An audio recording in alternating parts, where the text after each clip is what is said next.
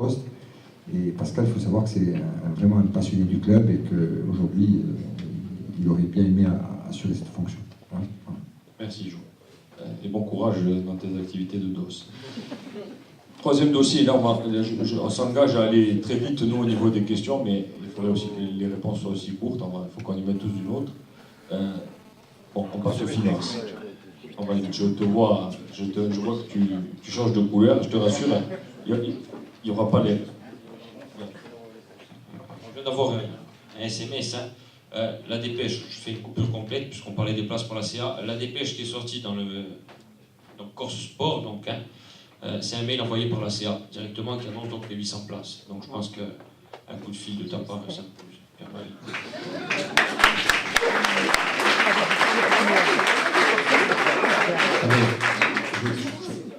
Je pense qu'aujourd'hui on commence un peu à connaître monsieur le préfet d'Haute-Corse et je pense pas que le préfet Lefranc il cède sur ça, très franchement. Alors, on va aller vite sur les finances, l'état des dettes. Donc il n'y aura pas évidemment je te mettrai plus au supplice comme au mois de janvier dernier. Hein. Mais simplement quelques questions. La dette avec Sport5, vous avez annoncé que la dette Sport5 avait été réglée. C'est une dette très ancienne dont on a beaucoup parlé en janvier. En peu de mots, est-ce que tu nous confirmes qu'elle a été soldée définitivement? Oui, les sommes que l'on devait à Sport5 ont été entièrement régularisées, tout à fait. D'accord, le montant, rappelez-le, c'était combien? C'était resté à devoir au club 879 000 €. Ils ont été réduits jusqu'au dernier centime. D'accord. Au dernier centime d'euros. D'accord. Tout le monde ne peut que se féliciter de l'extinction de cette dette. Reste-t-il d'autres dettes à régler?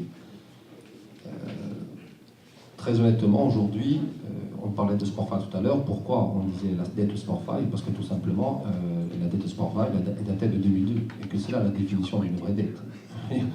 Aujourd'hui, on avait un dossier à régler qui était très ancien. Lorsqu'on ne paye pas quelqu'un depuis 10 ans, effectivement, si on regarde le dictionnaire, je pense qu'on doit trouver à peu près la définition de la dette. Donc aujourd'hui, le Sporting, je le dis, puisque le Sporting n'a aucun emprunt bancaire, ne souffre d'aucune... Le Sporting n'a pas de dette, tout simplement. Maintenant, si vous me demandez si le Sporting doit encore de l'argent à ses fournisseurs, bien sûr que le Sporting doit de l'argent à ses fournisseurs. Si vous me demandez si le Sporting doit encore de l'argent à des organismes sociaux, bien sûr, puisque chaque mois, la facture tombe. Est-ce qu'on peut dire combien on doit aux organismes sociaux? Je fais l'aparté parce que, il faut le préciser, quelqu'un sur Internet, il y a quelques mois, a avancé des chiffres assez effrayants. Il faut savoir qu'on l'a contacté pour savoir quelles étaient les sources, elles n'ont pas été données. Donc c'est pour ça que je te pose la question. Anthony, moi je vais être très court, très clair et très franc. Lorsqu'on parle de savoir combien on doit à tel organisme, je veux dire, le 30 du mois, il faut savoir qu'aujourd'hui, vous connaissez tous la masse salariale du club, à peu près, elle est à hauteur d'à peu près 10 millions d'euros. Donc vous allez avoir sur cette masse salariale à peu près 50% de charges. C'est-à-dire que vous allez payer 5 millions d'euros d'URSSAF, d'ACEDIC, de ceci, de cela. Donc, ce sont des sommes qui sont exigibles le 5 du mois. C'est-à-dire qu'en gros, chaque mois, on a à peu près 450 000 € de charges à payer. Si tu me poses la question le 30, je te dis que le club, il doit de l'URSSAF. Et puis le 6 au matin, je te dis Anthony, le club, maintenant, il ne doit plus qu'un mois. Donc, poser cette question aujourd'hui, ça n'a pas grand sens. Ça n'a pas grand sens. Lorsque tu clôtures un bilan au 30 juin, un bilan, qu'est-ce que c'est? C'est une photo de ta comptabilité à un instant T bien précis, c'est-à-dire au 30 juin. Il faut savoir qu'au 30 juin, un exemple tout bête, tu dois tes salaires du mois de juin, mais tu dois aussi les charges qui incombent à ces salaires du mois de juin. Lorsque tu payes tes salaires le 8, le 9 ou le 10 mois, il est évident que du 1er juillet au 10 juillet, tu dois tes salaires de juin. Donc c'est ça qu'on me dit. Oui, c'est ça. Est-ce qu'il y a des reliquats des mois précédents? Ou est-ce qu'on est à jour du mois aujourd'hui, on peut en parler très librement. Le club a des accords. Et des plans signés avec les services du DURSSAF, des échéanciers et qui ne portent pas sur les années passées, puisque je vous donne au 31 décembre 2011, je peux vous dire que rien n'est dû à aucun organisme social. Est-ce qu'il y a eu un contrôle URSAF au mois d'août? Le contrôle URSAF, il a eu lieu au mois d'août. Qu'est-ce qu'il a dit?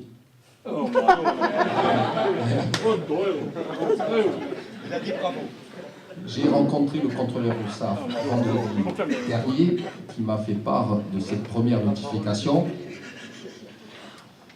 Alors, il faut savoir que le contrôleur URSAF a félicité le cabinet d'expertise comptable Lorenzoni pour son excellente tenue de tout ce qui a trait au social. Rarement, il a vu des fiches de paye et des applications de loi de type Fillon ou autre si bien appliquées. Voilà. Aujourd'hui, le contrôle fiscal, il est très précisément sur la SASP d'exactement 64 000 € de redressement, dont 50 000 € proviennent du licenciement de Bernard Casani. L'URSSAF reproche au club de ne pas avoir payé de charges sur ce qui lui avait été donné lorsque l'arrangement amiable entre le club et Bernard Casani a été signé. Donc aujourd'hui, on a nos conseils qui nous disent peut-être de travailler sur ce dossier parce que peut-être il y a matière à économiser quelque chose. Il faut savoir que 64 000 € de redressement d'URSSAF sur 3 années sur les budgets d'un club de football, c'est rien.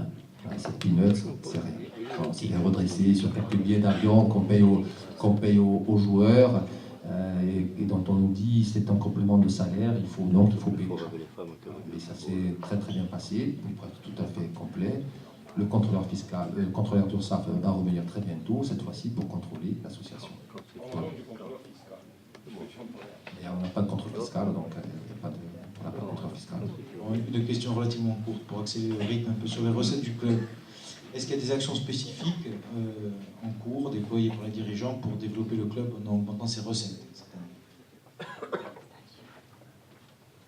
Développer les recettes du club, vous savez, aujourd'hui, un club comme le Sporting, c'est un budget qui sera cette année sûrement de l'ordre de 22 millions d'euros. En tout cas, c'est le budget prévisionnel que l'on espère. En fait, il provient de 3 postes bien différents. Vous avez d'un côté les droits télé, donc on aura, si on termine 17e, on aura à peu près, on va dire, 15 millions de droits télé. Il reste 7 millions à trouver. Sur le prévisionnel qu'on a fait, on a à peu près 3,5 millions de billetterie, c'est-à-dire abonnement plus entrée payante au stade. Un détail mais qui est très important pour savoir ce que va nous rapporter la billetterie cette année, c'est ce que nous rapportait la télé en Ligue 2. Donc bravo et merci encore.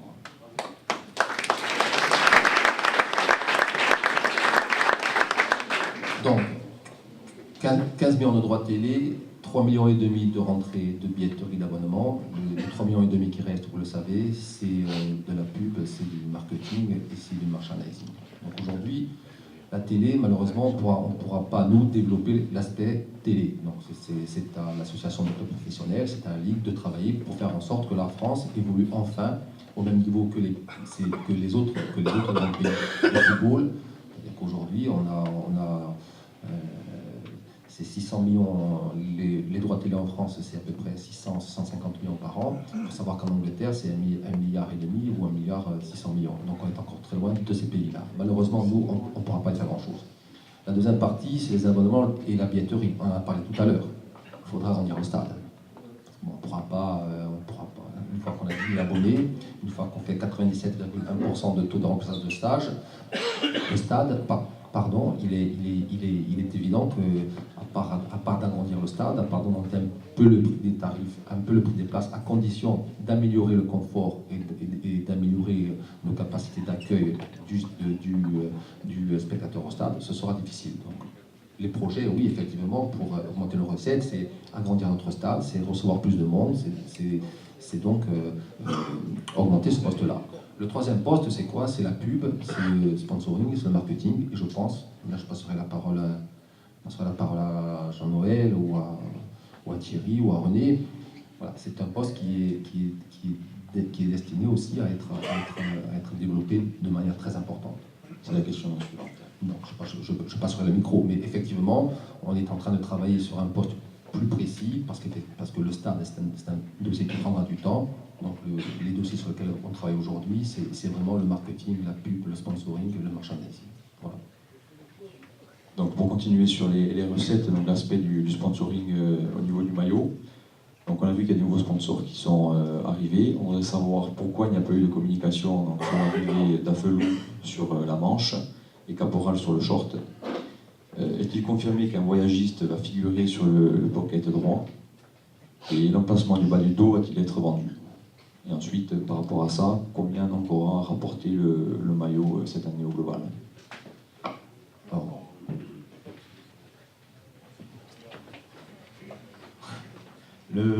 concernant la communication Caporal et Afflelou, Caporal a décidé pour le match avant Paris de rentrer dans le Sporting.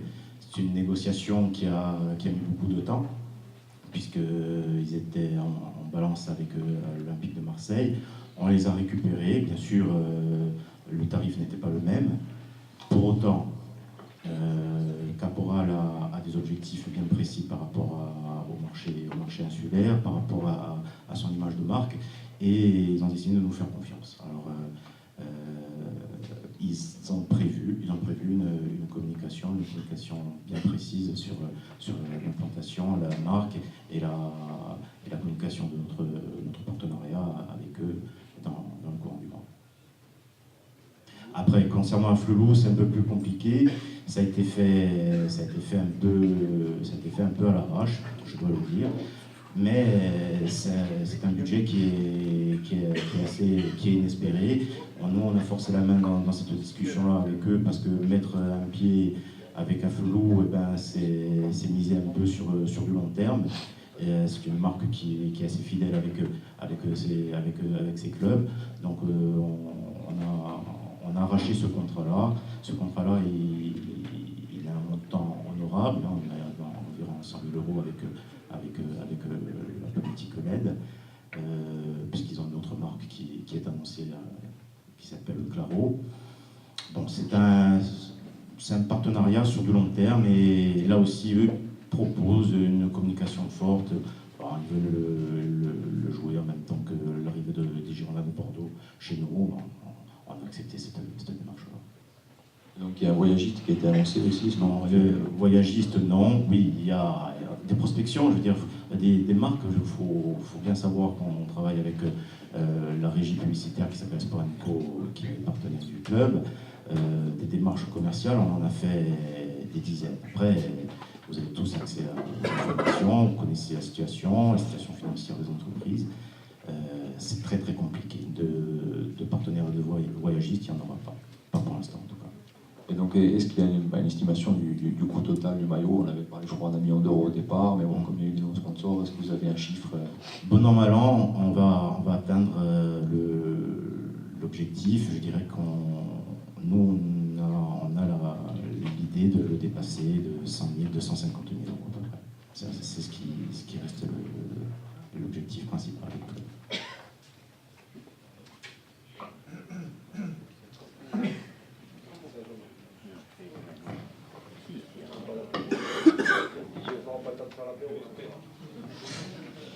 On va reparler d'abonnement vite fait, parce qu'on finalement on a un peu parlé déjà. Combien a-t-elle engendré de chiffre d'affaires? Et dans le budget du club, donc tu as dit que c'était 3,5 millions, donc bon, quelle part dans le budget du club, maintenant on le sait. Le poste de billetterie aujourd'hui, donc la billetterie c'est quoi? C'est les abonnements plus les rentrées payantes le soir des matchs. Aujourd'hui on a chiffré ça à peu près 3,5 millions d'euros. Donc en termes d'abonnements, on sera aux alentours de... Non, pas aux alentours, parce qu'aujourd'hui on est sur 2 300 000 € en termes d'abonnements.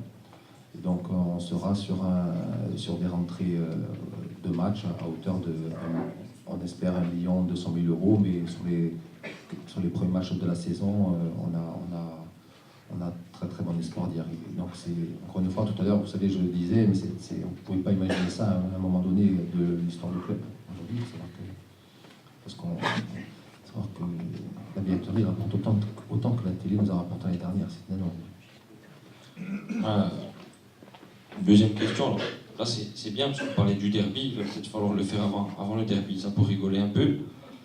comptez-vous faire un comptage des abonnés par micro-région et faire une diffusion dans la presse d'une carte de l'île avec la répartition géographique des abonnés pour communiquer sur Sporting Club d'Iagours et enfoncer le clou.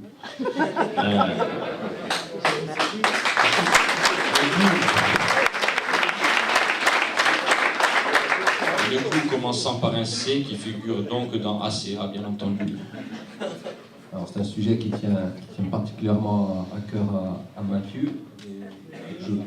Il fume, peut-être. Aujourd'hui, on est en train de faire un gros travail au club de saisie informatique sur nos abonnés. Et effectivement, sur les informations que l'on vous a demandées, on a bien sûr demandé les adresses de résidence. Et très vite, on aura ce que vous êtes en train de demander. C'est important pour nous de le savoir, tout simplement. Et donc, ce sera fait. Il y aura... Avant le derby, c'est possible. Avant le derby, ce sera peut-être difficile. Ce que je peux vous dire, encore une fois, j'aurais aimé que Mathieu prenne la parole, mais je pense qu'il y aura peut-être sur ces questions de village et de communes, il y aura peut-être une surprise à venir sur les prochaines semaines. Voilà. Parce que bon, il y a quand même, c'est important parce qu'on est quand même passé, donc on a plus de 10 000 abonnés. Jo est bien placé pour le savoir parce qu'on a des amis en commun dans ce village. Il y a un village comme Belgodère, cher au coach d'ailleurs, qui est passé. Jo, tu fais les chiffres de cette année à titre. 90 abonnés, l'année dernière ils en avaient 23, 27. Donc je pense que dans beaucoup de villages dans le sud, du coup, on peut avoir eu cette inflation aussi. Non, il est certain que de toute façon, lorsque tu as 10 000 abonnés sur un pays qui fait 300 000 habitants, effectivement, tu as des gens qui viennent de partout. Attends, Lyon, il y en a encore plus qu'à Belgodère. C'est le conseil municipal qui les a payés. On va finir sur ce dossier-là. Il y a des exilés qui ont effectué des demandes d'abonnement, formulaires faits par chèque, et n'ont aucune nouvelle de leur demande. C'est-à-dire que ça n'a pas été débité, ils n'ont ni les cartes, ni les chèques, il n'y a pas eu de refus, donc qu'en est-il pour eux? Nous, match après match, on essaie de lister les problèmes, parce qu'on ne va pas se mentir, on sait qu'il y a eu des problèmes, mais très sincèrement, on ne s'attendait pas à avoir un tel afflux d'abonnés. D'ailleurs, il est prévu sur les tout prochains jours de sortir un article dans la presse, parce qu'il nous reste des cartes d'abonnement à distribuer, et on est très surpris qu'au bout de 3-4 matchs, ces cartes soient encore disponibles au club. Donc on va sortir dans la presse une liste de noms de cartes d'abonnés qui restent disponibles au club. Nous, ce qu'on dit aux gens, c'est de nous appeler. Donc, très sincèrement, aujourd'hui, on gère l'unité, hein, donc on a tout le temps pour s'occuper du dossier, je dirais, du dossier difficile. Donc, nous, ce qu'on suggère, c'est que la personne appelle le club, et puis très rapidement, on va régler ce problème, comme on en a réglé quelques-uns. Ok, juste une question intermédiaire, en fait, on dira toujours sur le sujet d'abonnement. Il y a quelques personnes, moi, qui m'ont demandé de poser la question, je l'ai complètement oublié. Il y a des gens qui, en fait, sont abonnés, qui aimeraient simplement passer dans une autre tribune. Est-il possible de changer un abonnement, oui ou non? Hein? À même valeur, hein? Sans parler d'ajout ou de retour d'argent. Hein? Moi, ça concerne une vingtaine de personnes maximum. Aujourd'hui, 2 personnes sont passées au club pour demander à changer de tribune. Les 2 personnes ont changé de tribune. Voilà. La difficulté qu'il y a aujourd'hui pour changer de tribune, c'est que, bien évidemment, si la personne a pris un abonnement, par exemple, en sud, qui à l'origine était un bon emplacement, bien que tous les emplacements soient bons en stade, et que demain il veuille aller en tribune nord, bien évidemment, on va le caser, entre guillemets, sur les places qui restent. Et ce ne sera pas automatiquement les plus belles places du stade. Donc aujourd'hui, il n'y a pas de problème, que ce soit même tarif ou pas même tarif, on est à même de changer, de donner un nouvel emplacement à un abonné qui souhaiterait changer de tribune. Si le prix de la tribune est le même, c'est facile. Si le prix de la tribune est moins cher, l'abonné rajoutera ce qui est vu. Et si le prix de la tribune est moins cher, le club fera en sorte de rembourser l'abonné. C'est tout simple. Ok. 4e dossier, accueil du public et prestations diverses. Sur les abonnements, juste 2 petites, j'étais dehors, je n'étais pas là. on a fait remplir à chaque abonné une feuille avec le maximum de renseignements possible. L'objectif étant de rentrer dans une base de données, évidemment, la localité dans laquelle il réside, sans faire des fausses listes électorales, parce qu'il y en a qui se disent du Nioul, mais qui habitent Bastia, mais ils mettent le Nioul. Et ça, c'est sûr qu'après, ça fausse les résultats. Donc de dire, et pour d'autres régions aussi, hein, pas que les Nioul. Donc c'est essayer justement de classifier un peu toutes les régions de Corse à travers ces feuilles-là et les rentrer dans une base de données. Ensuite, il faut savoir qu'on a un service, en quelque sorte, qui est sur les numéros de portable qui sont rentrés. On peut envoyer un texto à chaque numéro de portable pour annoncer, par exemple, quelque chose d'important, comme pas forcément un match, mais un joueur qui arrive, ou je ne sais pas trop quoi. Donc, on a demandé un maximum de renseignements. Évidemment, après, la base de données, il faut la renseigner, c'est-à-dire qu'il faut la rentrer. Et là, bon, on va faire appel à des gens, à des stagiaires, des choses comme ça, pour que le plus vite possible, on puisse avoir tout rentré. Et aussi, ça nous permettra aussi de reconsulter les abonnés sur des dossiers ou pour leur dire votre abonnement, vous pouvez venir le retirer là, pour la saison prochaine et autres. Donc pour nous, c'est important d'avoir une base de données. Après, je donne juste 2 chiffres pour que les gens comprennent bien la difficulté dans laquelle on a été confronté quelque part. 10 478. C'était Bastia-Sedan en mai 2002. C'était le nombre d'entrées au stade. On avait battu un record à l'époque. 10 122. C'est le nombre d'abonnés qu'il y a fin août au Sporting. C'est-à-dire qu'on a aujourd'hui retrouvé un nombre d'abonnés qui est identique, on peut dire, au nombre d'entrées d'une demi-finale de Coupe de France il y a 10 ans. Et c'est sûr que les structures du club, déjà le stade en lui-même, hein, parce qu'il est toujours en travaux, mais les structures du club n'ont jamais été au niveau de pouvoir accueillir, renseigner et faire évoluer toute cette base de données. Ça, je suis d'accord avec vous. Mais bon, tout doucement, on essaie d'y arriver, mais... Voilà. Très bien, merci Mathieu.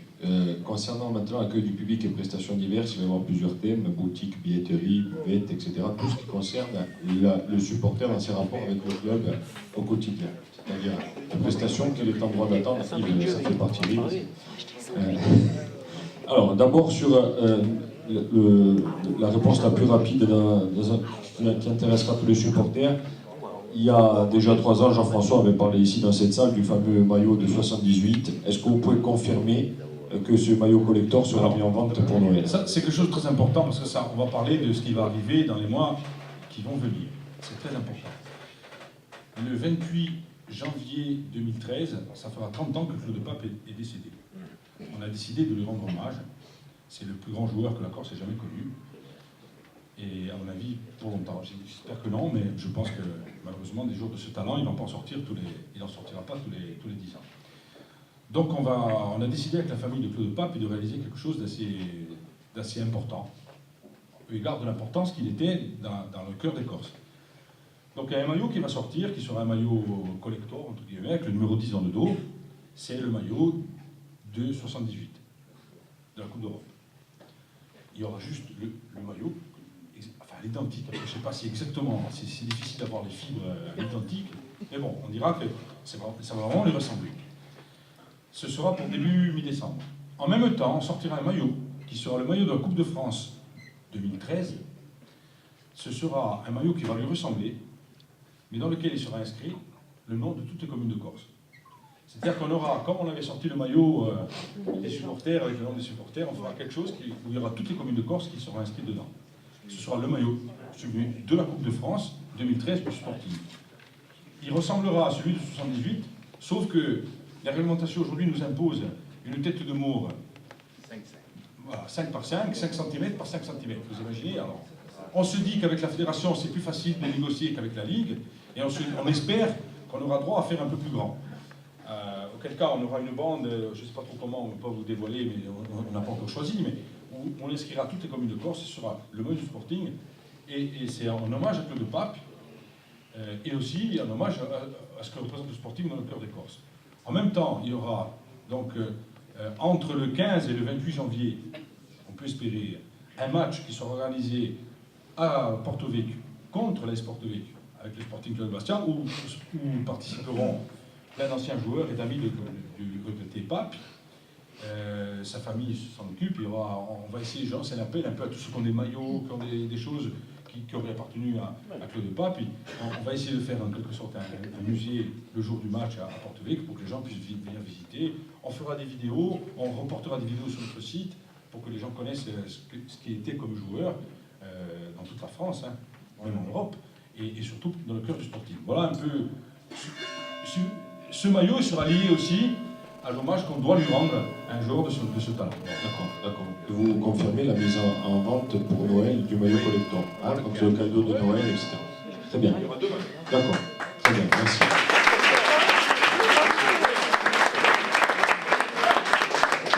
Question très importante.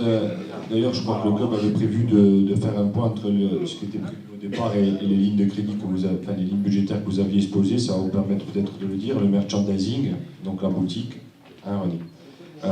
Alors, question. Pourquoi la boutique est-elle très régulièrement en rupture de stock sur de nombreux produits?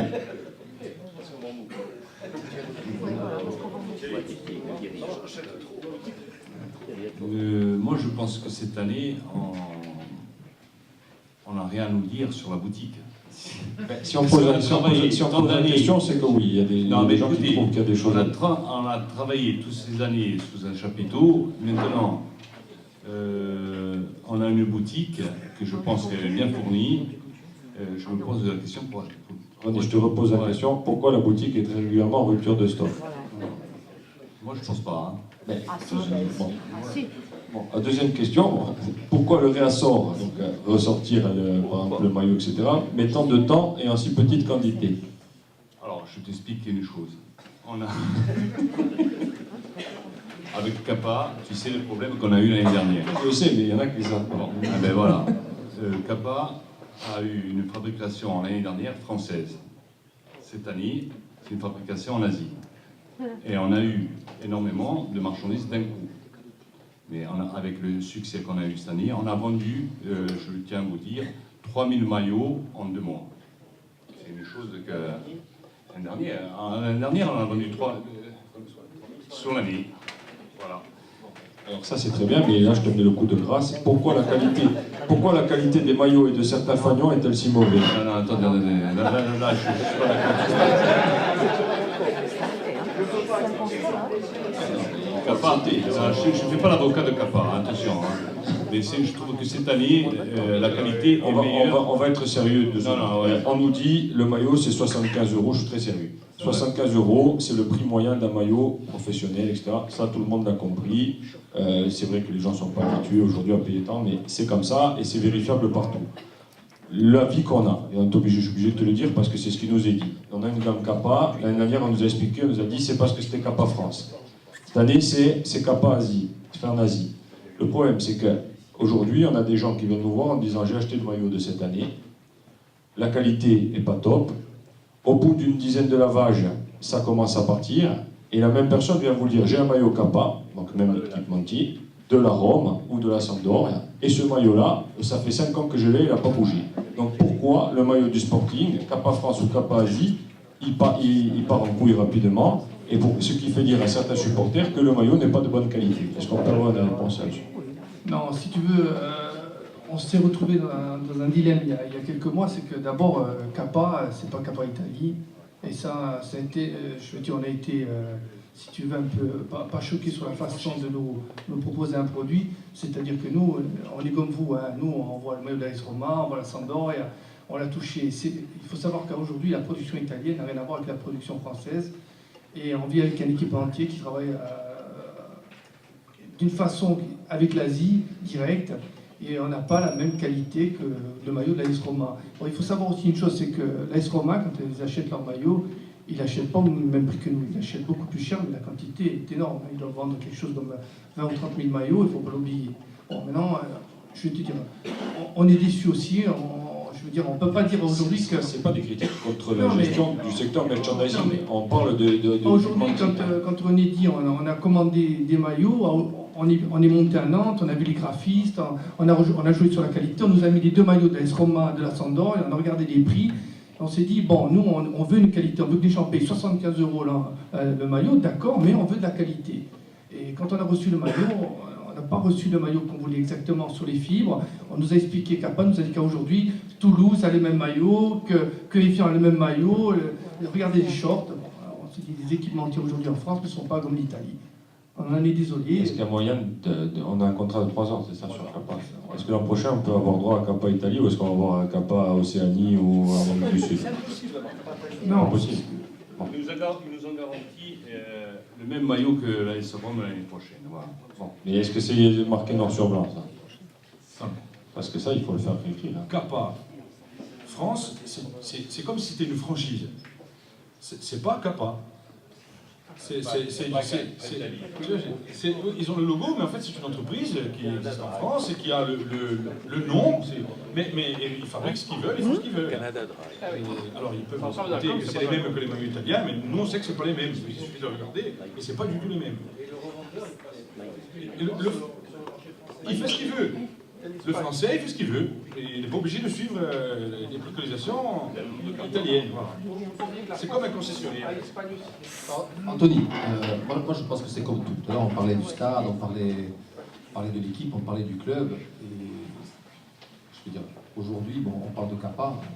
Kappa, ça reste quand même une marque. Ça reste quand même un équipementier prestigieux qui, tu l'as dit, équipe de très grandes équipes. Je veux dire, il faut pas. Alors moi, je ne veux pas avoir l'air méchant, hein, c'est pas ça, mais je ne vais même pas citer le nom, mais moi, je me souviens de l'équipementier qui précédait Kappa. Bon, voilà. Je veux dire, aujourd'hui, on voit la différence entre l'équipementier qui précédait Kappa et ce qui est capable aujourd'hui de nous proposer Kappa. Donc aujourd'hui, nous, on est persuadés que Kappa est un équipement prestigieux, est un équipementier prestigieux. Je suis persuadé qu'en travaillant avec eux, on va arriver à de meilleures choses. Mais il faut se souvenir aussi de ce que l'on pouvait proposer à nos clients, parce qu'on parle de nos clients avant, et je pense que ce qu'on propose aujourd'hui, c'est très correct, même si encore une fois, comme dans tous les domaines, comme dans ce dont on a discuté depuis maintenant presque 3 heures, il va falloir travailler, il va falloir progresser pour arriver à satisfaire les gens qui achètent nos produits. Voilà. On va parler de la diaspora, parce qu'elle est nombreuse. Je crois que l'année dernière, on a été le club à avoir le plus de visiteurs, quasiment le plus, et boutiques en ligne. Donc, quels sont vos projets pour vous rapprocher de ces supporters indispensables au club? Où en est la boutique en ligne? C'était un des points importants du projet Franck et Moubas. Tous les produits proposés en boutique ne sont pas proposés sur la boutique en ligne. Comptez-vous améliorer rapidement ce manque? On est plus que conscient que la boutique en ligne, elle n'a pas développé ce qu'elle devait développer. Pour autant, on a changé son ergonomie, on a retravaillé dessus, sa facilité d'exploitation. Aujourd'hui, elle est exploitable, mais elle n'est pas exploitée. Comme dans les règles de l'art, comme on devrait l'exploiter. Alors, qu'est-ce qu'on a fait là, dans l'immédiat? C'est prendre une personne attitrée, qui va être webmaster de la boutique en ligne. Il va être opérationnel dans les 15 jours. Il va mettre en état cette boutique avec une remise à disposition de tout le stock qui existe. Tout sera mis. L'ensemble des références qui existent dans la boutique du stade seront mis in extenso sur la boutique en ligne. Et ça fonctionnera.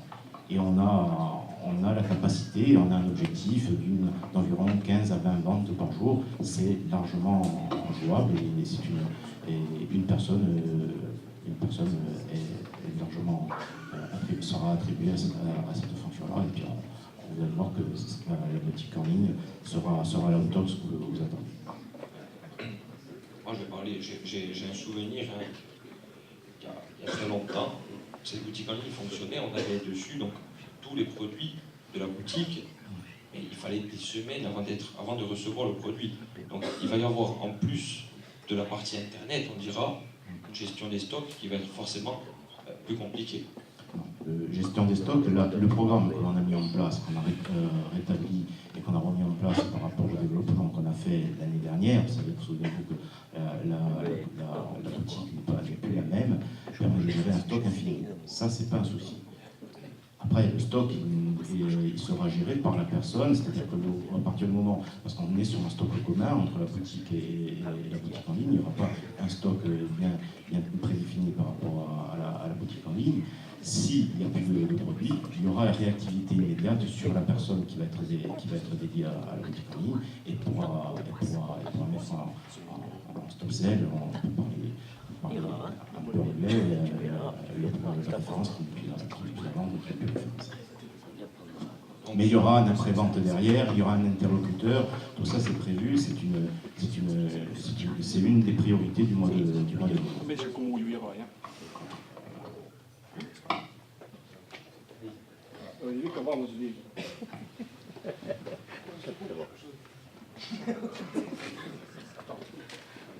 Donc sur la billetterie, donc bon, ça rejoint un peu la boutique aussi, sur l'aspect de la billetterie en ligne.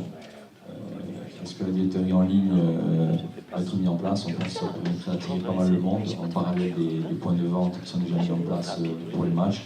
Il y a beaucoup de gens qui viennent de très loin, qui ont toujours le stress à tous les matchs, de pouvoir venir au stade en ayant leur place. Donc est-ce que la billetterie en ligne va avoir le jour également? Bien sûr, on travaille dessus, on a même reçu des sociétés. Il faut savoir que, pour être tout à fait... La société avec laquelle on travaille aujourd'hui sur l'édition du billet est parfaitement capable de mettre en place une billetterie en ligne. Maintenant, aujourd'hui, il est clair que, lorsque vous avez 10 000 abonnés,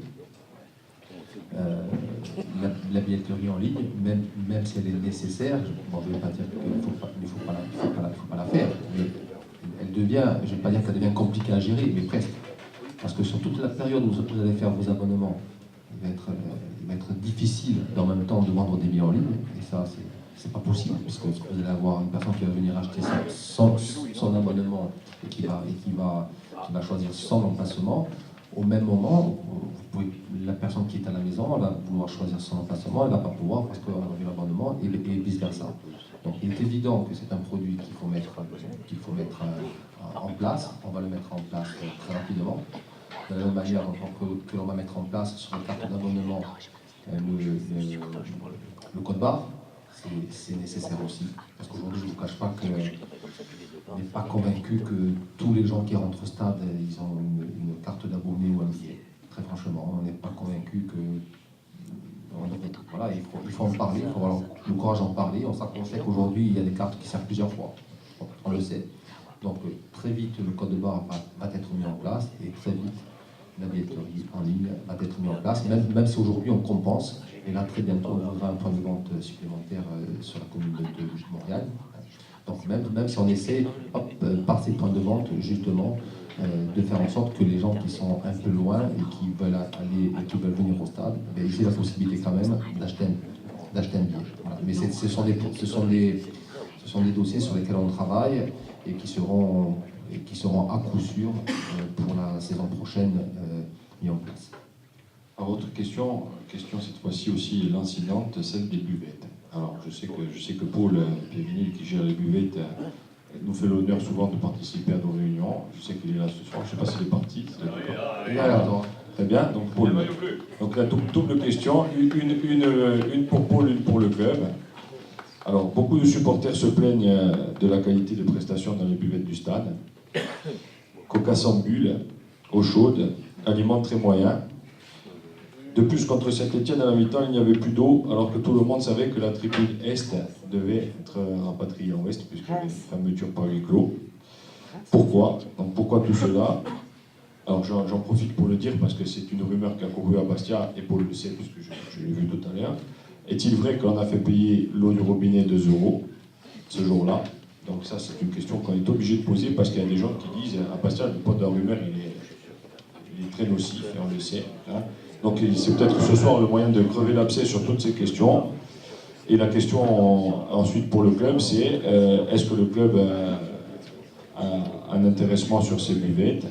Oui ou non? Est-ce que ce sont des buvettes qui sont totalement autonomes du prestataire, ou est-ce qu'il est partenaire là-dessus? Je mets, avant de laisser la parole à Paul et à Pierre-Marie, juste une chose. Il est bien évident que l'agrandissement du stade a dû entraîner un redéploiement du nombre de personnel, etc. Donc voilà, c'est pas facile. Il y a des investissements très lourds, on en est conscient. Mais aujourd'hui, il est clair que la question de la buvette, c'est une question qui revient assez souvent. Et donc c'est pour ça que ce soir, on la pose en toute amitié pour Paul, qui est un supporter de base depuis toujours. Et on n'oublie pas, mais on est obligé de lui poser la question. Alors, moi déjà, je suis content que cette question soit posée, parce que ça va permettre déjà de faire avancer le Chimlic, et en plus devant les dirigeants. Voilà, bon, la difficulté des buvettes, ce qu'il faut que vous sachiez, les buvettes d'un stade, c'est très dur à gérer, dans le sens que quand vous avez 15 000 ou 16 000 personnes, ou même 8 000, dans vos commandes, dans votre personnel, dans l'hygiène. Alors, ce qu'il faut savoir, c'est que, parce que c'est vrai que la majorité des gens, vous ne le savez pas, on a l'interdiction de faire de la cuisson sur place. Pourquoi? Parce qu'on est le seul salle de France où on n'a pas de cuisine, de dépôt, de chambre froide, on n'a rien. Et de 380. Voilà, je vous dirais, on ne peut pas faire en sud, par exemple, de frites, on ne peut pas faire de 80 volts. Voilà, de 380 volts. Ça, c'est le premier point. Moi, je suis conscient, parce que je le vois autant que vous, moi, j'ai un prestataire.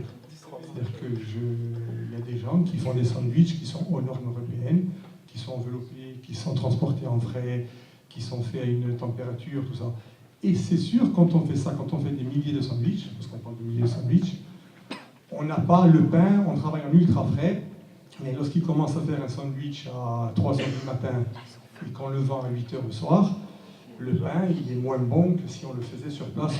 Alors, on a fait quand même des réunions depuis le début de saison, avec les dirigeants et avec le prestataire. On a dit voilà, on veut 40 grammes de jambon, on veut ça, on veut plus de beurre, on veut... Ça s'est amélioré, mais on a encore assez amélioré. Pour la rumeur de l'eau chaude, elle est tout à fait infondée. On a un partenariat avec les eaux Saint-Georges, on a de l'eau minérale.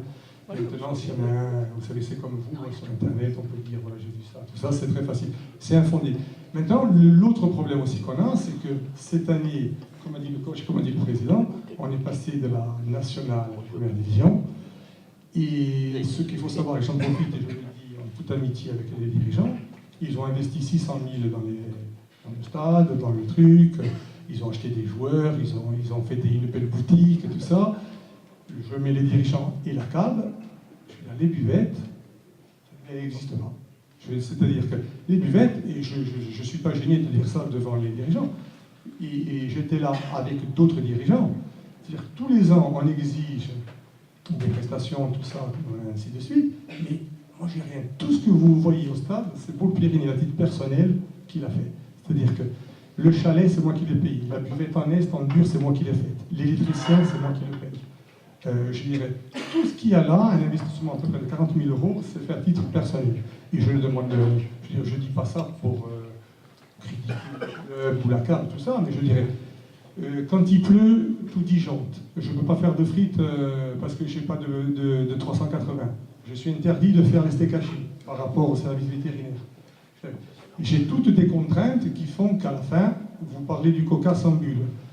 Moi, je vais être honnête avec vous, on a déjà discuté un peu. On travaille avec Corsica Cola. Mais moi, j'ai aucun intérêt de travailler avec Corsica Cola. Mais pourquoi je travaille avec Corsica Cola? C'est le sponsor du club.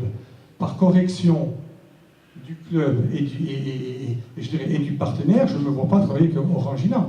Ils donnent X € au club en sponsoring, c'est normal, et je ne suis pas imposé non plus par les dirigeants. C'est normal que je fasse travailler Corsica Cola. Et effectivement, Corsica Cola a moins de bulles que le Coca-Cola et tout ça. Après, pour l'histoire de Saint-Étienne, effectivement, Saint-Étienne, on a manqué d'eau uniquement dans une buvette en ouest, puisque l'est était fermé. On a été débordé parce qu'on manquait de froid, on manquait de frigo, tout ça, qui a été rectifié. On a acheté encore 9 frigos. Et pour revenir à la ouest, j'ai, à titre personnel, j'ai fait venir M. Dominique Rose de la CAB, j'ai fait venir son directeur, je leur ai montré les buvettes. Ils nous ont promis de refaire toutes les buvettes de l'Ouest. Parce qu'il faut savoir qu'on travaille dans 8 mètres carrés, on est 4 ou 5, et comment vous voulez bien travailler dans ces conditions-là? Combien de buvettes il y a au stade? Alors, cette année, il y a 14 buvettes, c'est-à-dire qu'on est passé de 7 buvettes à 14, il y a presque 60 personnes qui travaillent. C'est dur à trouver du personnel, et du personnel compétent, c'est que des jeunes. Il faut savoir, c'est moi le responsable, et je ne m'échappe pas à mes responsabilités. je suis dans une buvette qui fait le triple du chiffre d'affaires des autres buvettes, au même niveau, au même nombre de spectateurs, parce que j'y suis. Et je ne peux pas, demain, quand je suis en Est, quand il y a une personne qui ne fait pas cuire un panini assez cuit ou qui donne une boisson, j'ai du mal à le voir, malgré que je mets des contrôles. Ça, on a du mal. Malgré ça, malgré tout ça, et les gens conviennent, tous les jours, même pour le prochain match, on a demandé à la société prestataire de faire les sandwichs pas à 3h du matin, de commencer à les faire à 5h du matin, et ainsi de suite, et on va essayer de gagner par rapport à ça. Et après, malgré tout ça, parce qu'il y a beaucoup de gens ici qui ne le savent pas, on est quand même les buvettes, je parle bien en France, de toute la France, où on a le taux de vente, malgré le Quick, le plus grand de France en face, et malgré les camions qui sont là, où on a le taux de pourcentage le plus en vente. Ça, c'est un point. Ce qui fait qu'on ne peut pas non plus, sur 15 000 personnes, tous les matchs, ça va être encore pendant 20 ans ou 30 ans, soit moi, quelqu'un d'autre, vous pouvez avoir, allez, on va dire, entre 10 et 50 personnes chaque match qui vont être déçues. C'est sûr et certain. Ça, mais par contre, on est dans l'optique d'améliorer. On a engendré déjà des discussions d'amélioration, tout ça. Je dirais. Mais à un moment donné, je dirais, même Paul Pierret tout seul, et vous savez l'amour que j'ai pour le club, et sachez aussi que les buvettes ont travaillé pendant des années pour zéro, pour aider le club. Ça aussi, il faut le souligner aussi. Mais à un moment donné, je ne peux pas faire tout seul. Si on ne m'aide pas, si quand il pleut, je ne peux pas faire de panini en ouest parce que tout disjoncte, ce n'est pas ma faute. Si je branche 2 frigos et que j'ai qu'une seule prise, ce n'est pas de ma faute. Et à un moment donné, bon, on est en première division surtout, et il faut que tout le monde devienne en première division sur les buvettes aussi. Après, pour aller encore plus loin, bon, et je m'avance aussi ce soir, on a engendré aussi une discussion avec une franchise nationale et même mondiale de sandwich, la numéro 1, qui serait peut-être intéressée. Mais après, c'est d'autres moyens, c'est d'autres personnes, tout ça. Mais aussi, c'est dur, je dirais, à Bastia, de travailler dans les buvettes, et je peux vous dire qu'on fait des efforts. Malgré les difficultés, et je suis conscient, déjà on a l'interdiction de faire des cuissons sur place, on a l'interdiction de plein de choses. Après, bon, le Coca-Cola est obligé de passer par là, tout ça, non, mais on essaye d'améliorer au maximum. Hein. Merci Paul, en tout cas pour ta présence et ta franchise, et c'est des choses qui te supportent. Paul, en tout cas, ton t-shirt Coca-Cola est magnifique. Le club. Est-ce que le club est intéressé aux buvettes oui, ça, on ne te demandera pas de chiffres, mais simplement. Non, mais de toute façon, il est évident que le club est intéressé au chiffre d'affaires que font les buvettes à nos stades. Alors, ça ne génère pas les recettes que peuvent générer les abonnements ou les entrées au stade, mais il est évident que le club participe. Mais je pense que ce qu'a dit Paul est très important. Parce qu'au-delà du fait que le club génère des recettes, qui sont malgré tout très importantes, puisqu'on parle de plusieurs dizaines de milliers d'euros, ce qu'a dit Paul est important lorsqu'il dit qu'aujourd'hui, le Florian, c'est 14 buvettes. C'est entre 60 et 70 personnels, c'est une gestion de stock pour 16 000 personnes, c'est un travail de mise en place. Donc, et tout ça, au-delà du fait que le club participe financièrement, ce sont des charges que le club ne paye pas. Alors, non seulement d'un côté, Paul participe financièrement aux recettes du club, mais aussi il met à disposition du club toute cette mise en place, tous ces personnels, tous ces 14 points de vente avec les frigidaires, avec le fait d'arriver la veille, de commencer à remplir. En fait, Paul il commence son match et c'est pas 1h30 avant. Donc tout ça pour dire quoi? Pour dire que c'est beaucoup de travail, que c'est un dossier important, que là aussi, on parlait tout à l'heure d'augmenter nos recettes. C'est un poste où bien sûr, on pourra à l'avenir augmenter nos recettes. Comment? De la même manière qu'on va améliorer notre stade, de la même manière qu'on va améliorer notre boutique en ligne ou notre boutique, en améliorant nos buvettes, on va pouvoir vendre plus, on va pouvoir vendre de meilleure qualité. Lorsque ce sera de meilleure qualité, on pourra vendre plus cher. Voilà, donc c'est un travail là aussi qui a commencé, parce qu'on se voit de manière très régulière avec Paul, on en discute souvent parce qu'on est conscient que quand même il y a des problèmes, mais encore une fois, non seulement le club reçoit de l'argent des buvettes du stade, et beaucoup d'argent, puisqu'on parle de plusieurs dizaines de milliers d'euros, mais en plus, il économise de l'autre côté les personnels, les buvettes, les gestions, les ceci, les cela, donc c'est un poste quand même important du stade.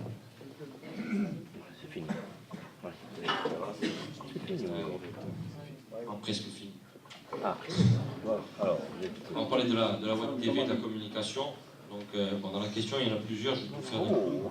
Je vais vous répondre en global, parce que bon, c'est un gros sujet. Donc, il y a eu un changement de web TV, en fait, en quelque sorte, cet été. Donc, pourquoi le club n'a-t-il pas communiqué sur le changement de prestataire de sa web TV?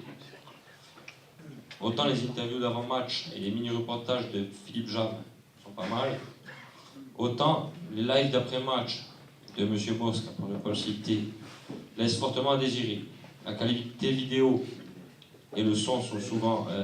il y avait écrit pourri, donc je ne vais pas dire ça. Les montages sont un peu limites, on dira. On n'avait pas écrit ça non plus. Les interviews, on dirait qu'elles sont faites au comptoir le matin au café.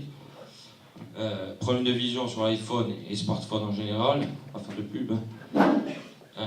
Donc voilà, par exemple, contre Reims, on a eu une porte de vestiaire pendant 20 minutes. Bon, nous, on l'a pas vu, mais on l'a vu après.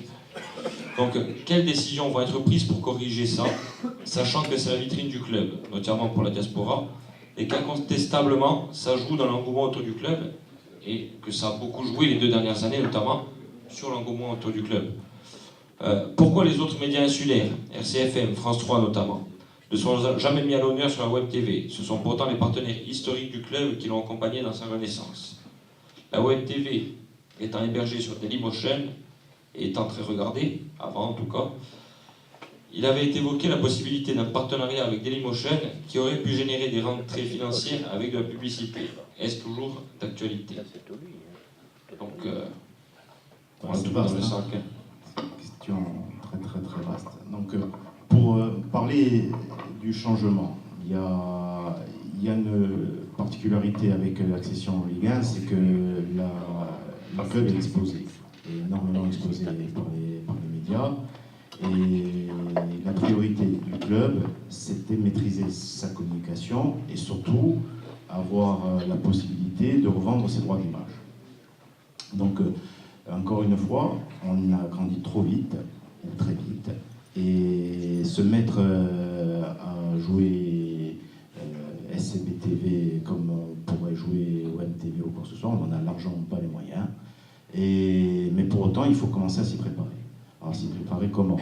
Avec une SCBTV maîtrisée, avec des investissements maîtrisés, et on s'est associé le savoir-faire. On peut dire ce qu'on veut sur Accourci la télé, mais c'est une web TV qui évolue, qui se développe, qui a volonté d'être indépendante, qui a un savoir-faire en termes de médias indépendants sur la Corse, avec un gérant d'un média qui est supporter du Sporting depuis toujours lui aussi.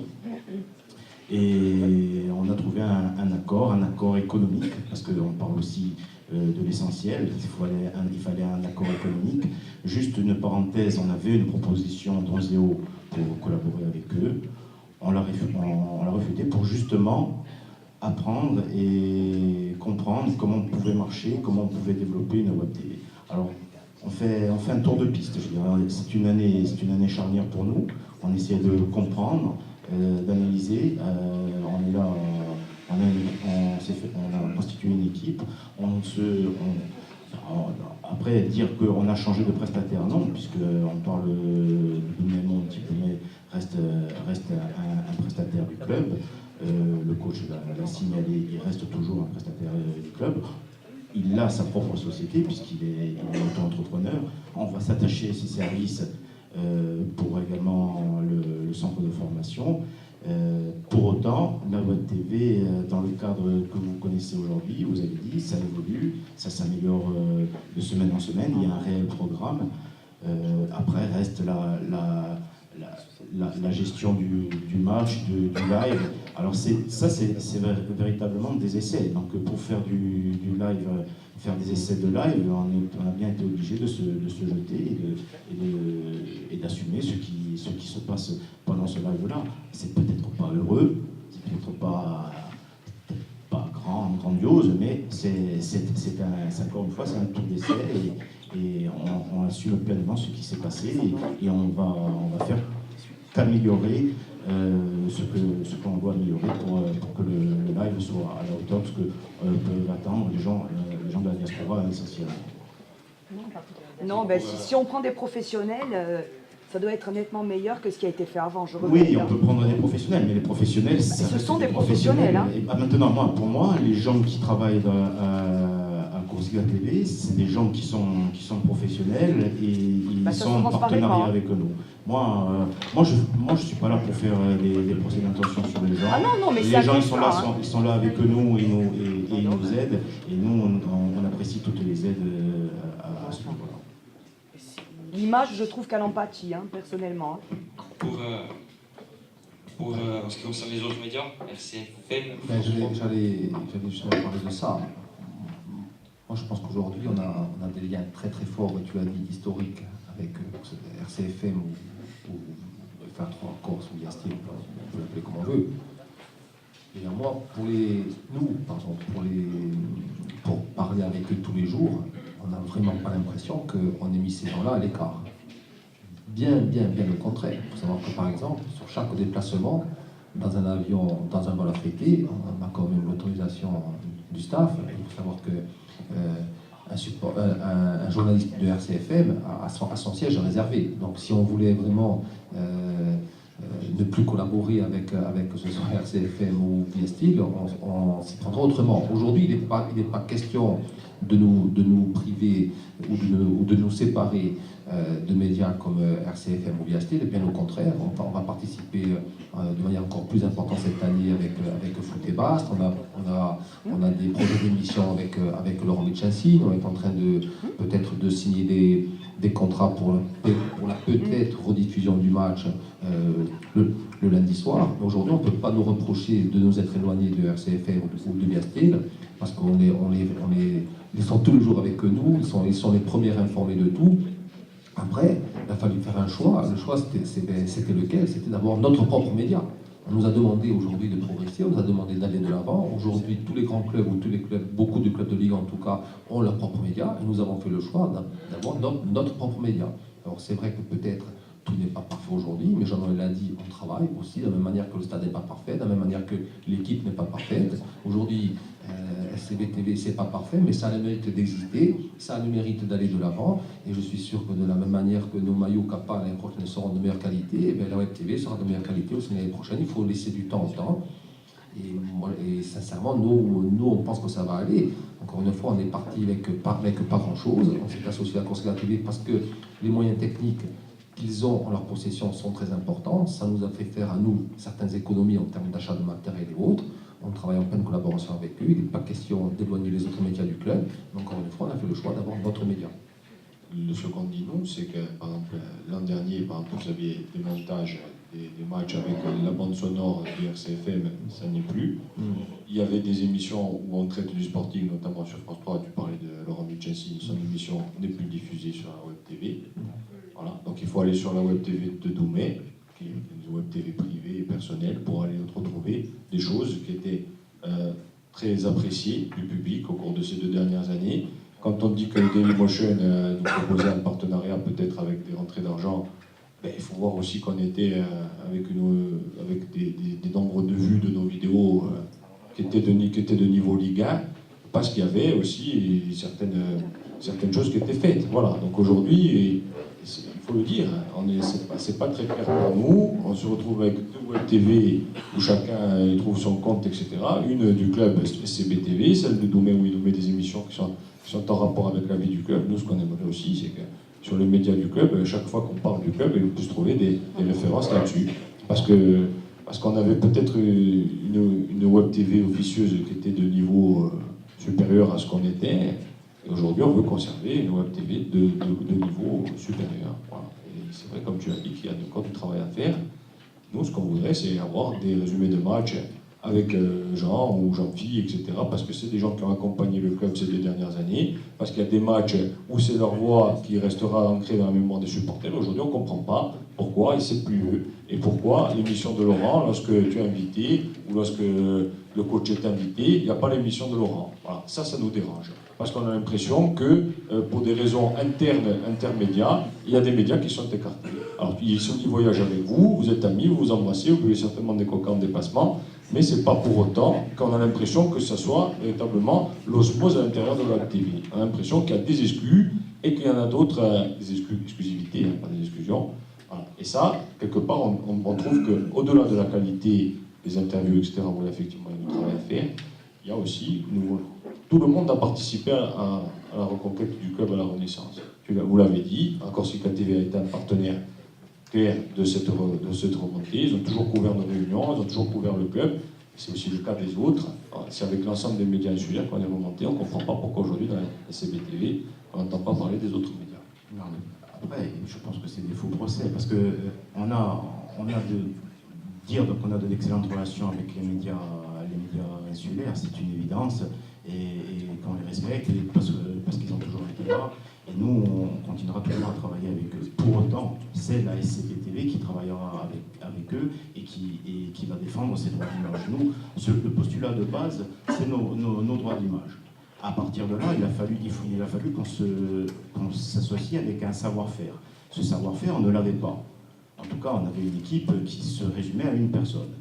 Donc, il a fallu s'organiser pour pouvoir mener de front une semaine complète de programme avec 5, 6 années de reportage. C'est pas le choix de la Web TV quand vous reprochez. Non, mais on est dans le sens. On n'a pas vous reprocher. Moi, dire que non, mais si on parle de ce principe-là, que la Web TV, elle va défendre ses droits d'image, on ne va pas nous demander des images ou des audios abusivement ou réciproquement avec les partenaires. Ça n'a pas été comme ça, parce que de toute façon, aujourd'hui, quand nous, on a voulu se positionner sur la Web TV avec les médias locaux, ils ont été incapables parce que ça a été leur position. C'est d'abord, en termes de déontologie et tout, ils ne pouvaient pas travailler pour nous, et c'est pour ça qu'on a pris cette option-là.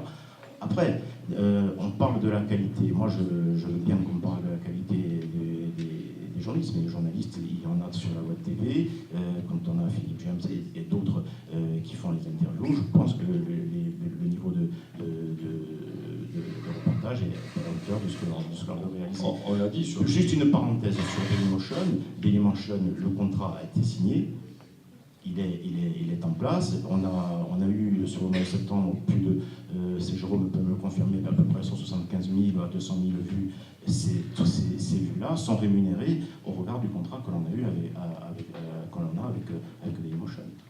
Comprendre une vidéo d'un match, par exemple, de 4 minutes sans audio, donc ce que te donne la LFP, c'est peut-être des fois 5 000 vues. Tu mets genre sur les commentaires, j'en prenais de derrière, tu dépasses les 10 000. Parce que c'est des choses que les gens regardent plusieurs fois, parce que c'est apprécié. Un match sans son, les gens ne vont même pas cliquer dessus. Nous, honnêtement, Jean-Noël, je comprends ce que tu dis, mais je ne comprends pas pourquoi on ne continue pas à travailler avec des audios de RCFM qui ont marqué l'année de National et de Ligue 2. Pourquoi il n'y a pas d'audio de RCFM sur nos montages de buts du lundi, puisqu'il faut attendre le dimanche soir pour les avoir en direct. Sur notre site, et pourquoi on n'a pas les émissions où on parle du sporting alors qu'il y a des gens du club qui sont invités, qui s'expriment. C'est pas compréhensible. Je te prends un exemple. Aujourd'hui, l'émission de Laurent Vichassi sur Viastil, elle n'est pas en ligne sur le site du club. Ça n'y est pas. France 3, son émission, il faut aller sur une web TV privée pour avoir des choses qui sont en rapport avec la vie du club. Et les audios qui sont faits sur les images de match, c'est soit pas de son, soit une autre radio. Et nous, on pense que les gens qui ont accompagné l'essor du club doivent continuer à être accompagnés. Ça. Pour nous, aujourd'hui, un montage de match, ça doit être fait avec la bande son de RCFM. Alors, s'ils ne veulent pas RCFM, exactement, le problème est réglé. Parce qu'aujourd'hui, on nous dit qu'il faut qu'on aille sur notre web TV pour voir la vie du club et pour voir l'émission de Laurent Vichassi. Jusqu'au moment où Laurent Vichassi et Viastil diront non, mais maintenant, pour venir voir Foot et Bast, il faut rester sur viastil.fr ou france3.fr. C'est faux. C'est le premier à dire qu'il se félicite de... Non, mais lui, mais demain, peut-être que ses employeurs ou sa direction ou ses patrons ne seront pas d'accord avec ça. Maintenant, tant mieux pour la Web TV qui aujourd'hui fait le choix de montrer ces images. Nous, aujourd'hui encore, on a des progrès à faire. Maintenant, s'il faut rajouter des bandes de son, on rajoutera des bandes de son, c'est sûr. Maintenant, on a clairement fait le choix d'avoir un média propre au club, qui aura ses particularités, qui aura son originalité, où Jean-Noël a dit, on assumera tous nos choix de production et de programme.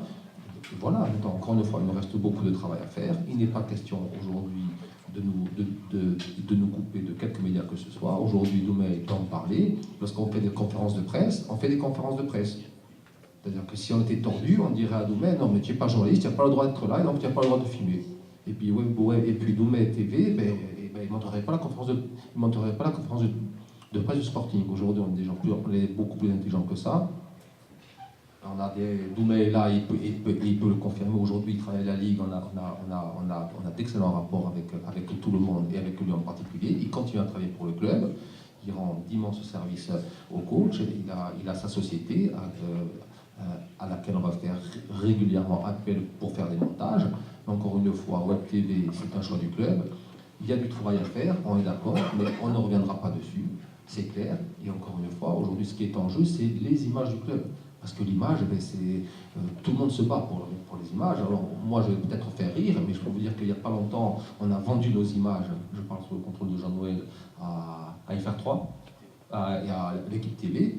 Alors c'était pas longtemps, c'était quelques secondes, mais c'était 500 €. Voilà. Et ça commence par là, on commence par 500 €, et puis demain ce sera 30 secondes, et puis demain ce sera un reportage, et puis demain ce sera une émission entière, et on va progresser. Voilà, mais nous, on ne peut pas admettre aujourd'hui qu'on cherche à se couper les autres, parce que d'abord, on sait qu'on est là grâce aux autres, et que, voilà, aujourd'hui, c'est sûr que moi, je ne vais pas te raconter l'histoire. Moi, j'allais uniquement voir les reportages pour écouter le but commenté par Jean-Phi et Jean. C'est ça qui faisait Voilà. Maintenant, eux, ils ont leur employeur, ils ont leur radio, ils ont Laurent à sa télé. Aujourd'hui, il faut qu'on soit aussi bon que Jean-Philippe Thibaudot et que Jean Prounet, et qu'on fasse des images aussi belles que peuvent le faire bien style avec Pascal, Laurent et consorts. Il faut qu'on soit aussi bon que Doumé sur certains montages de films. Et moi, je pense qu'aujourd'hui, on a un résultat qui, après quelques semaines, n'est pas si dégueulasse que ça. Et lorsqu'on va voir les autres télé de club, vous verrez qu'à aucun moment, sur l'OL TV ou sur Bordeaux Télé, il y a le copain de FR3 Gironde qui est là. Voilà. Donc c'est un choix stratégique. Exploiter, conserver nos images, c'est un choix stratégique. Encore une fois, il n'est pas question de renier qui que ce soit. Une question sur le site officiel, plutôt une question de pourquoi sur le site officiel nous n'avons aucun renseignement autre que la photo sur les joueurs des équipes pro, réserve U17, U19.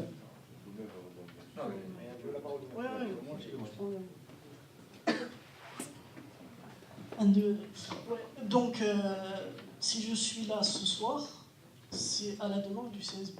Je ne suis pas levé ce matin en me disant il faut que j'aille filmer la conférence de presse. Non, on n'a pas dit ça, mais on dit non, mais j'ai pris un exemple. Je ne parlais pas de ce soir, je te rassure. Je ne parlais pas de ce soir. Je disais simplement que lorsqu'on fait des conférences de presse, parce que le coach il fait sa conférence de presse du mardi midi 11h30 ou du vendredi avant match 11h30, voilà, on est quand même, on pourrait faire en sorte que ce soit une vraie conférence de presse. Une vraie conférence de presse aujourd'hui, c'est quoi? Ça veut dire ce que ça veut dire, c'est qu'il n'y a que les journalistes qui assistent à cette conférence de presse. Après, Doumé, on parle de Doumé ce soir, demain ce sera Poul, après-demain Thierry, il y a zéro souci, il y a zéro souci, que ce soit très clair. Et encore une fois, je pense qu'aujourd'hui, on n'a qu'à se féliciter, en tout cas, ce sont les rapports les rapports, c'est un grand mot, c'est ce que dit le coach, on n'a qu'à se féliciter du travail qu'il fait pour le club, par Doumé, ce qu'il a fait jusqu'à ces dernières semaines au niveau des images du club et autres. Voilà. Mais aujourd'hui, il ne faut pas oublier que le contenu des reportages, que ce soit de Doumé ou d'un autre, ça appartient au Sporting. Et aujourd'hui, la volonté du Sporting, c'est de maîtriser ce qui lui appartient. C'est tout, ça ne va pas plus loin. Maintenant, il n'est pas question pour nous, encore une fois, de renier qui que ce soit, de ne pas collaborer avec toutes les personnes avec qui on a collaboré jusqu'à aujourd'hui. Donc voilà. Après, pour finir, au niveau de ma situation à moi, puisque bon, ça ça parlait de côté ou d'autre côté, machin, les rumeurs, pas les rumeurs et compagnie. Donc moi ce que je veux dire c'est qu'il y a 6 ans, il n'y avait rien. C'est un peu comme le stade et compagnie. Il y a 6 ans, il n'y avait rien. Avec ma caméra, j'ai créé la Web TV. Je me suis associé avec Dailymotion il y a 7 ans. Enfin, 7 ans. Donc on était l'un des premiers clubs. Avec cette petite caméra, on est arrivé à 3 500 000 vues. Les gens sont contents, ont été contents, c'était très bien. Moi, la seule chose que j'ai à dire, c'est que moi, 3 semaines avant le début du championnat, tu m'as convoqué dans ton bureau et tu m'as dit que, bon, évidemment, je restais au club pour le coach et pour le reste, enfin, pour les jeunes, ça, il n'y avait pas de problème. Mais moi, ce qui m'a dérangé, c'est qu'on me dise qu'on change de prestataire à 3 semaines avant le début du championnat. C'est tout. Bon, après le reste... Non, moi, sur le fond, je vais pas te... Aujourd'hui, on est plus sur la forme. C'est vrai qu'à 3 semaines de championnat, on a comme tout à l'heure, Jean-Noël disait qu'à Flelou, on l'avait fait parce qu'à Flelou s'est présenté comme ça sur le tard. De la même manière, s'est présenté sur le tard la possibilité de faire un web TV. Et il nous a semblé, en parlant avec les gens de Corse la TV, puisqu'on a discuté avec FR3 Corse, ils n'ont pas le droit de mettre leurs moyens à notre disposition. Les seuls aujourd'hui qui étaient capables de mettre des moyens, parce que tu l'as bien dit, une petite caméra, ça suffit plus. Aujourd'hui, il faut des caméras, il faut des moyens de montage, il faut des journalistes, il faut des gens. Voilà, c'est l'unique raison. Après, c'est sûr qu'on a fait des millions de vues, mais il ne faut pas oublier l'essentiel. Et l'essentiel, c'est quoi? C'est que ce qui était vu, c'était pas Domaine Monde, c'était les images du Sporting, c'était les joueurs du Sporting, c'était l'entraîneur du Sporting, c'était les supporters du Sporting. Et que s'il n'y avait pas de match, s'il n'y avait pas de joueurs, s'il n'y avait pas de supporters, il n'y aurait rien à montrer. Donc il faut remettre. Non, mais il faut quand même. Voilà. Nous aujourd'hui, on veut maîtriser ça. Non. Oui, mais nous.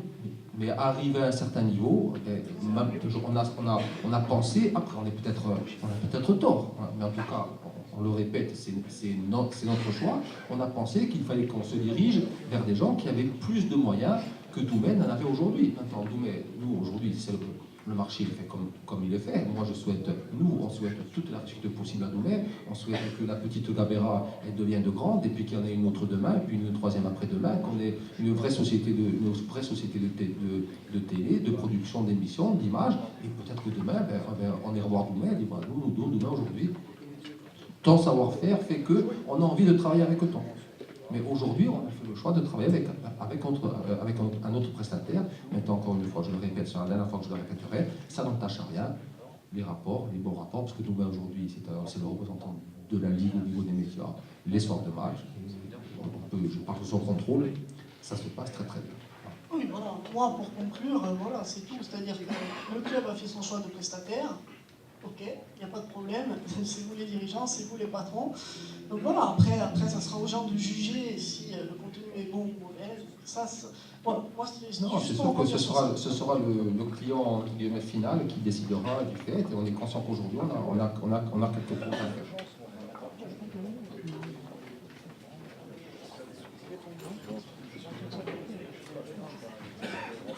Ouais, moi je veux répondre à ça. Nous, on n'est pas en compétition avec Domaine TV, Domaine Monde TV, en aucun cas. Je veux dire, le respect que l'on a par rapport au travail que tu as effectué, il est important.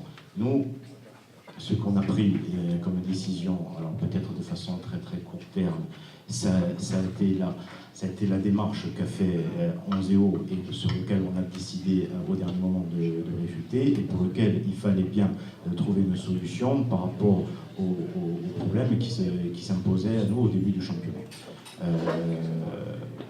Tu es prestataire.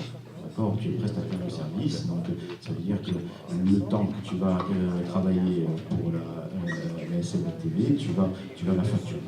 Il nous fallait, nous, une solution économique et malgré tout défendre nos droits d'image par rapport aux enjeux qui allaient se présenter avec notre accession en Ligue 1. Qu'est-ce qu'on a fait? On a discuté avec Corse la TV, et à Corse la TV, on a trouvé un terrain d'entente qui est économiquement indiscutable. Donc à partir de là, pour nous, ça a été le choix qui s'imposait. La stratégie de la Corsica TV est une stratégie indépendante en termes d'image, en termes d'apprentissage de TV. C'était pour nous la meilleure solution parce que c'était une stratégie indépendante. Voilà. Donc je pense qu'il faut clore le débat, mais il n'y a pas de problème de personne d'où même monde. Il n'y a pas de problème de savoir-faire d'où même monde, parce que ça c'est connu et reconnu par tout le monde. Donc maintenant, je pense que le respect il y est de l'ensemble des dirigeants, et j'espère réciproquement, mais je pense sincèrement que se mettre en concurrence par rapport à ton savoir-faire, c'est peut-être ton point de vue. Nous, notre stratégie, c'est être indépendant, manager notre image et apprendre à faire une télé comme on doit l'apprendre pour se développer, tout simplement. On peut conclure là-dessus parce que les gens sont bons. Nous, on a deux petites questions et après on a terminé parce qu'il est très tard. Hein. Et après, nous, on abordera un dernier point qu'on veut absolument aborder. D'accord. Alors, nous, la première question concerne Pierre-Yves André. Il a été dit à plusieurs reprises ces dernières années que Pierre-Yves, qu'on ne présente plus, intégrerait le club à partir d'un certain délai après sa fin de carrière. On n'a plus aucune nouvelle là-dessus. On voit de temps en temps Pierre-Yves dans les médias. Vraiment, il a l'air toujours très attaché au Sporting, il vient en match. Nous, on pose la question de savoir est-ce qu'il est salarié du club et sinon, quand est-ce qu'il le serait et à quelles conditions. Voilà, parce que semble-t-il, il y avait un accord qui avait été passé avec les gestions précédentes. Il n'y a pas un accord qui a été passé, il y a un contrat qui a été signé. Donc le contrat, qu'est-ce qu'il disait? était tout simple. Il disait que Pierre-Yves, à la fin de son contrat de joueur professionnel avec le Sporting Club Bastia, il aurait droit à une reconversion à l'intérieur du club d'une durée de 2 années. Et que le club avait jusqu'en 2015, c'est ça, pour lui proposer ces 2 années. Voilà. Donc aujourd'hui, Pierre-Yves nous a quitté le club il y a à peu près 2 ans.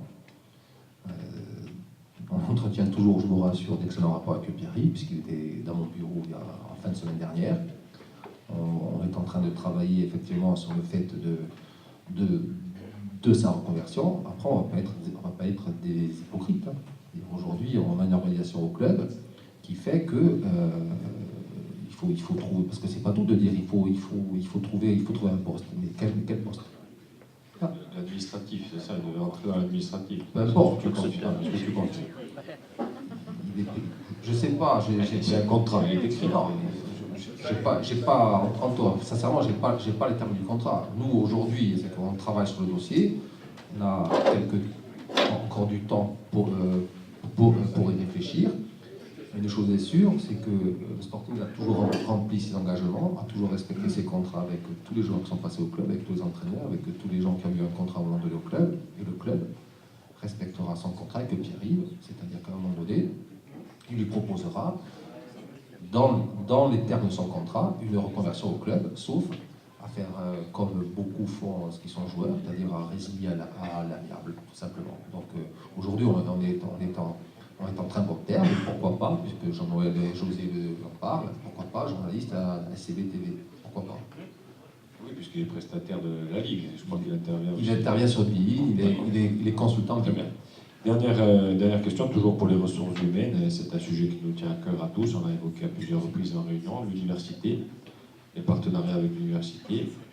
On parlait tout à l'heure des moyens humains, stagiaires pour faire de la saisie informatique, etc., notamment sur les micro-régions et les abonnés. Est-ce que vous avez passé un partenariat réel avec l'université et sinon, quand est-ce qu'il sera passé? Écoutez, moi je suis très à l'aise pour parler de la question. À la dernière réunion, vous aviez déjà posé la question, j'avais répondu, je m'en souviens très bien qu'au moment où on en parlait à l'université, il y avait des choses qui étaient en train de se dessiner. En l'occurrence, on parlait de président de l'université, il y avait des élections et qu'on avait laissé passer un peu le dossier.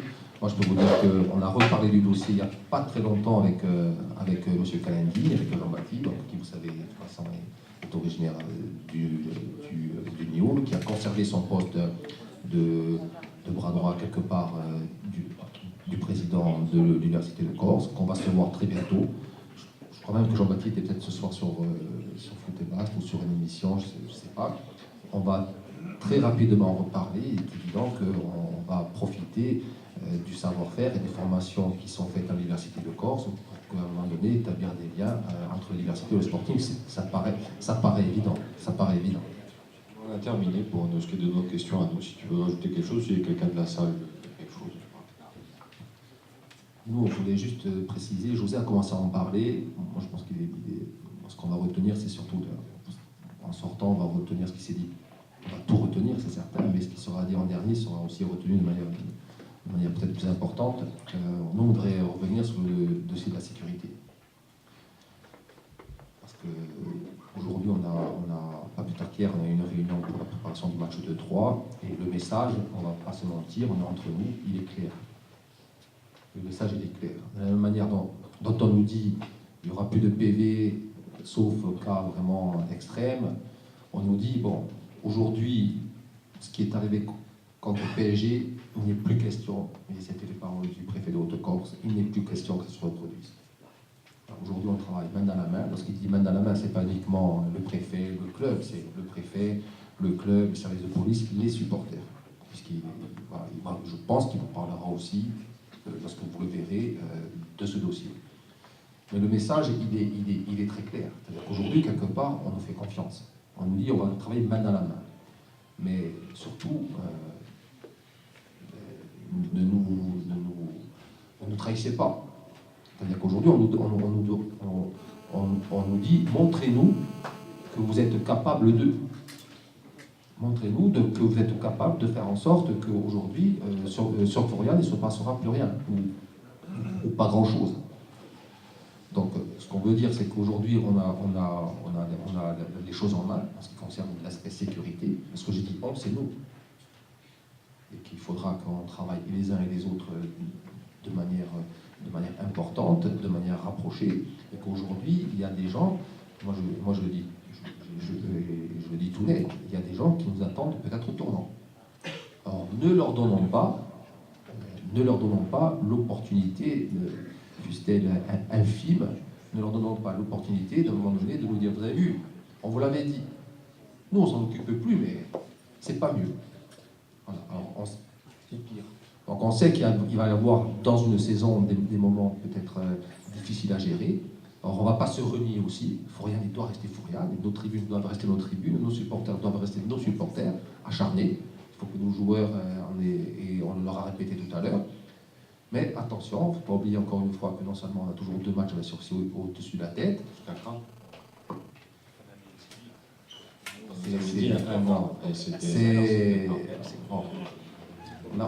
C'est un peu voilà, c'est un peu comme ils veulent. Là aussi, on a posé la question, on nous a jamais. Donc non seulement on a ces matchs en sourcil au-dessus de la tête, mais on a aussi des gens qui aujourd'hui nous disent, et des gens importants, malgré tout, qui nous disent on va vous faire confiance, ok, on va vous laisser travailler de la manière dont vous voulez, mais il faut que ça se passe bien. Voilà. Et nous, sincèrement, on compte vraiment sur vous, parce que ce qu'on a vu l'autre soir, on ne peut plus le voir. On a été avec vous les premiers à le dire, et il faut qu'on travaille ensemble, il faut qu'on travaille avec le DOS du club, au Bagrande, pour faire en sorte que ce qui est arrivé l'autre soir ne se passe plus. On sait qu'il y a des échanges qui vont venir, on sait que Marseille va venir avec 400 supporters. Voilà. PSG, on l'a vu, eux ne sont plus capables de déplacer qu'une dizaine ou une vingtaine. Tu as dit qu'il y avait une ou deux situations difficiles à gérer. Mais il faudra les gérer. Il faudra les gérer, il faudra montrer qu'on est capable de les gérer et que de la même manière qu'au niveau de la boutique, qu'au niveau du club, qu'au niveau du stade, qu'au niveau de la SMBTV, eh bien que nos comportements et nos manières de travailler à nous tous, eh bien, aussi, ils sont exemplaires. Au niveau de la gestion, vous avez vu que c'est le superviseur des arbitres, c'est M. Piccirillo, pour 3. M. Piccirillo, attention. C'est le DOS, il faut que le DOS s'occupe de. Non, mais le DOS, on fait en sorte qu'il soit là-haut au PC vidéo, et puis nous, on parlera gentiment. Non, M. Piccirillo, c'est un bon souvenir. Il n'est pas là pour nous cette fois-ci. On va pas renier les paroles qu'on a dit. Je te rassure, je ne serai pas la bienvenue vidéo. Ah, mais sans plaisanter, si c'est lui qui supervise. Oui, c'est vrai. Attention. Non, on le sait. Voilà. En tout cas, moi, c'était la dernière chose que nous voulions vous dire. Encore une fois, on vous remercie de votre attention, parce qu'il y a encore beaucoup de monde, ça fait pratiquement 3 heures de réunion. Vous dire que Maïl a dit, il y a 3 ans, on était là et il n'y avait pas grand-chose. Aujourd'hui, il y a beaucoup qu'il ne faut pas lâcher, parce que la moindre attention et la moindre... il ne faut surtout pas se dire qu'aujourd'hui tout est arrivé, que tout est fait, qu'on est les plus beaux, qu'on est les plus forts, il y a encore beaucoup de travail à faire, on va continuer à le faire ensemble. Et qu'on espère que ce type de réunion, il faut persister, il faut les travailler, il faut qu'il y en ait au moins 2 par an. Et c'est en travaillant ensemble que justement on fera en sorte que le sportif demain ce soit un grand club. Merci encore.